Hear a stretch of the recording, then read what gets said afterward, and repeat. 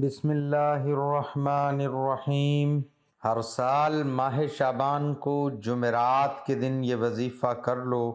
سورۃ کوثر کو اس طرح پڑھ لو، 20 کروڑ مانگو گے تو اللہ تعالیٰ 40 کروڑ عطا فرمائے گا۔ محترم ناظرین، 9 شعبان المعظم بروز جمعرات ہماری زندگی میں آ چکا ہے۔ شعبان کے مہینے میں جمعرات کے دن اس تسبیح کو پڑھنے والا بندہ کبھی کسی کا محتاج نہیں ہوتا۔ اللہ تبارک و تعالیٰ اس تسبیح پڑھنے والے بندے پر اتنی کرم نوازی فرماتا ہے کہ وہ بندہ جب اللہ کی بارگاہ میں اپنے ہاتھ اٹھاتا ہے، اللہ تبارک و تعالیٰ فرشتوں سے فرماتا ہے، میرے فرشتوں، اس بندے نے ایسے کلمات پڑھ کر مجھ سے مانگا ہے، اے میرے فرشتے، یہ بندہ جو مانگتا ہے اس بندے کو وہ عطا فرما دو۔ اور یہ مہینہ ماہ شعبان کا مہینہ ہے۔ اس مہینے کے اندر انسان کے نامہ اعمال کو اللہ کی بارگاہ میں پیش کیا جاتا ہے۔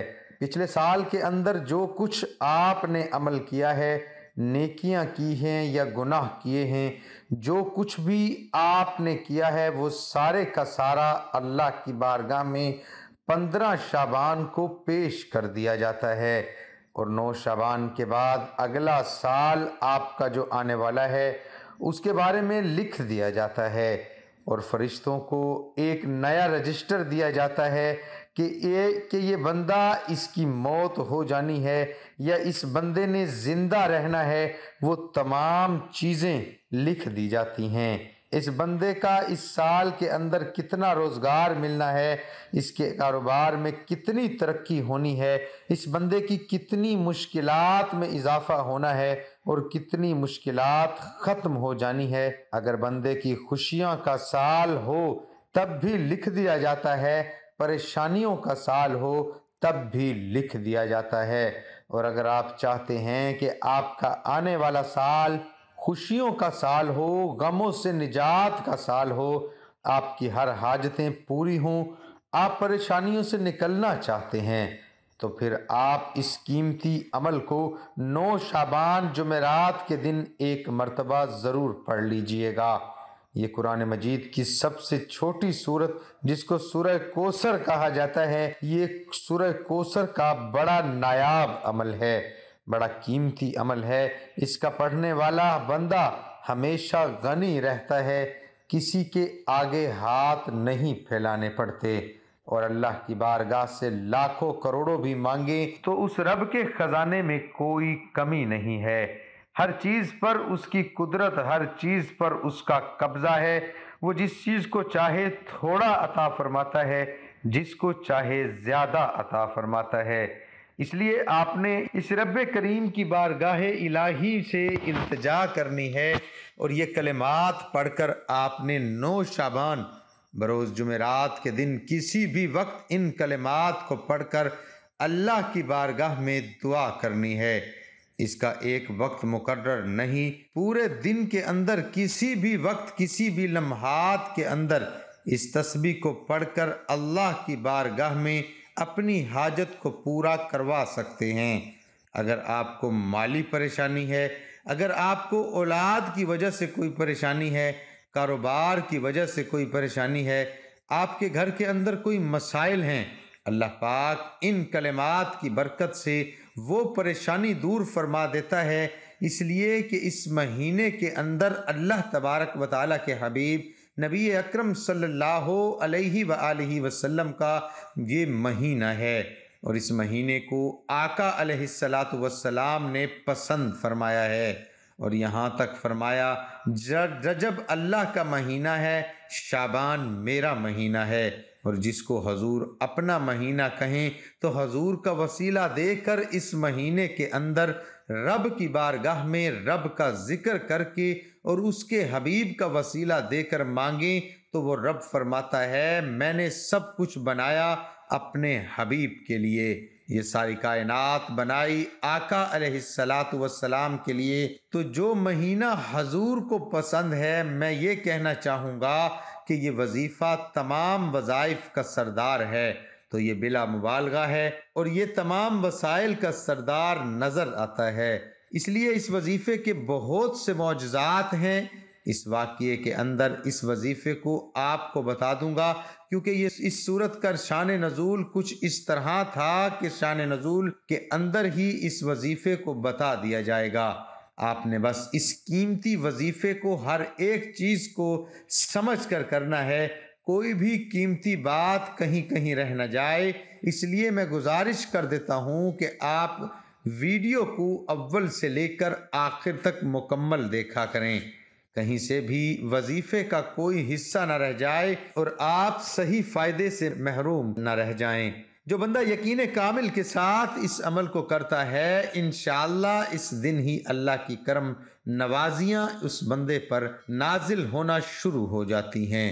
سب سے پہلے آقا علیہ السلام کے ایک صحابی بیان فرماتے ہیں، اس واقعے کے ساتھ میں آپ اپنا بتا دیتا ہوں یہ وظیفے کی حقیقت کیا ہے اور اس وظیفے سے غم اور دکھ کیسے جھڑتے ہیں، کیسے دور ہوتے ہیں، بندے کی پیاس کیسے ختم ہوتی ہے۔ آقا علیہ السلام کے ایک صحابی بیان کرتے ہیں کہ آقا علیہ السلام اپنے بستر پر لیٹے ہوئے تھے اور اسے ہم سمجھ رہے تھے کہ جیسے آقا علیہ السلام بے ہوشی کے عالم میں ہیں اور آقا علیہ السلام پر غشی طاری ہے۔ اور فرماتے ہیں اس کے بعد کچھ دیر کے بعد ہم نے دیکھا حضور علیہ السلام اپنے بستر سے اٹھے اور مسکرا رہے تھے، اور صحابہ بیان فرماتے ہیں کہ ہم نے آقا علیہ السلام کی بارگاہ میں عرض کی، یا رسول اللہ مسکرانے کی کیا وجہ ہے، اس میں کیا حکمت ہے؟ تو آقا علیہ السلام نے فرمایا، میرے صحابہ آپ جانتے نہیں، اللہ کی بارگاہ سے میرے اوپر ایک ایسی صورت کا نزول ہوا ہے جس میں اللہ تبارک و تعالی نے مجھے کوثر عطا فرمایا ہے۔ تو صحابہ نے عرض کیا، یا رسول اللہ وہ کوثر کیا ہے؟ تو آقا علیہ السلام نے فرمایا، میرے صحابہ وہ کوثر ایسا جنت کے اندر سمندر ہے، ایک ایسا دریا ہے، ایک ایسی نہر ہے کہ جب قیامت کے دن میرے امتی پل صراط پر محشر کے میدان میں کھڑے ہوں گے، میں اپنے امتیوں کو اس میں سے ایک جام بھر کر پلاؤں گا جو 50,000 سال کا ایک دن ہے۔ اس پورے دن کے اندر کبھی بھی میرے امتی کو دوبارہ پیاس نہیں لگے گی۔ تو یہ صورت ایسی ہے، یہاں تک کہ صوفیہ فرماتے ہیں اگر رمضان المبارک کے مہینے میں بندہ روزہ رکھے اور اس مہینے کے اندر حضور کثرت کے ساتھ روزے رکھتے تھے، اور آپ فرماتے ہیں جو بندہ روزہ رکھنے کے بعد 15 مرتبہ اس صورت کو پڑھ لے، اللہ تبارک و تعالی اس کی پیاس کی جو شدت ہوتی ہے، اللہ اس کی پیاس کی شدت سے محفوظ رکھ لیتا ہے۔ تو پھر آپ اندازہ لگائیے کہ اس وظیفے کو، اس صورت کو پڑھنے والا بندہ اگر وہ پیاس کی شدت سے محفوظ رہ سکتا ہے، باقی معاملات سے محفوظ رہ سکتا ہے، اور اس عمل کے ذریعے اس کی ہر پریشانی سے اس کو نجات مل سکتی ہے۔ کوئی بھی اس کی حاجت ہے، کوئی بھی اس کی پریشانی ہے، تو اس نے کرنا کیا ہے؟ سب سے پہلے آپ نے 21 مرتبہ یہ کلمات پڑھنے ہیں، اعوذ باللہ من الشیطان الرجیم، اور یہ 21 مرتبہ آپ نے اللہ تبارک و تعالیٰ کی بارگاہ میں حفاظت لینی ہے شیطان مردود سے، اور آپ نے کہنا ہے باری تعالیٰ میں شیطان مردود سے پناہ چاہتا ہوں، مجھے اپنی حفاظت میں لے لیں۔ جب اللہ آپ کو اپنی حفاظت میں لے لے گا، پھر آپ کو دنیا کا کوئی غم آپ کے قریب نہیں آئے گا۔ غم ہمارے پاس کیوں آتے ہیں؟ ہم گناہ کرتے ہیں اور گناہوں کے سبب ہمارے اوپر ایسی مصیبتیں آتی ہیں کہ اللہ تبارک و تعالیٰ کی بارگاہ سے ہر وقت استغفار کرنی چاہیے، توبہ کرنی چاہیے، اور پھر اس کو پڑھنے کے بعد آپ نے اللہ اکبر، اللہ اکبر، اللہ اکبر، اس کو بھی آپ نے 21 مرتبہ پڑھنا ہے۔ اس کے بعد آپ نے 1 مرتبہ بسم اللہ الرحمن الرحیم پڑھنا ہے۔ اس سے پہلے آپ نے 7 مرتبہ یا 11 مرتبہ درود پاک پڑھنا ہے۔ اس کے بعد آپ نے 33 مرتبہ سورہ کوثر پڑھنی ہے اور پھر 7 یا 11 مرتبہ درود شریف پڑھنا ہے۔ یہ سورت قرآن پاک کے 30ویں پارے میں ہے۔ یہ آیات پاک بے شمار رحمتوں اور برکتوں کا خزینہ ہے۔ یہ آیات رنج و غم کو دور کرتی ہے، قلب مومن کو فرد و شادمانی خوشیاں دیتی ہے۔ دعا ہے کہ اللہ تعالی ہم سب کو 5 وقت نماز باجماعت ادا کرنے کی توفیق عطا فرمائے، آمین ثم آمین۔ ناظرین، کمنٹ باکس میں اللہ تعالیٰ کے 99 ناموں میں سے ایک نام ضرور ٹائپ کریں۔